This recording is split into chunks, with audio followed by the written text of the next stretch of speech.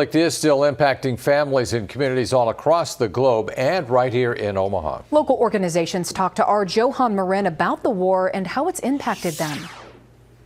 Sharon Broadkey remembers a year ago today finding out about the deadly Hamas attack on Israel. I started getting text messages from some friends and family, and it was very alarming. And at first, nobody understood the extent and the intensity of what was happening. She says the tragic conflict is still impacting families and communities, both mentally and financially. From the start, Broadkey and her organization have lent a helping hand. What we immediately did was mobilized the Jewish community along with the Jewish Federations of North America and raised a very significant amount of money for aid for the civilians who have been impacted.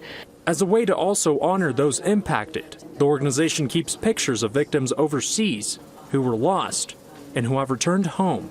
Broadkey says there's so many emotions to describe, seeing many pictures up on the wall. Shock, despair, helplessness, anger, grief.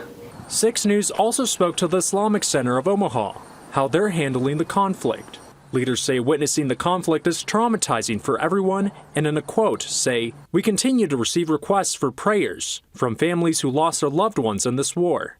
We are hoping and praying for peace to prevail." Broadkey is also hopeful the war overseas will come to an end. We pray for not just moving forward, but for peace in the region and for finding a path to some kind of recognition of our shared humanity. On your side, I'm Johan Marin, 6 News.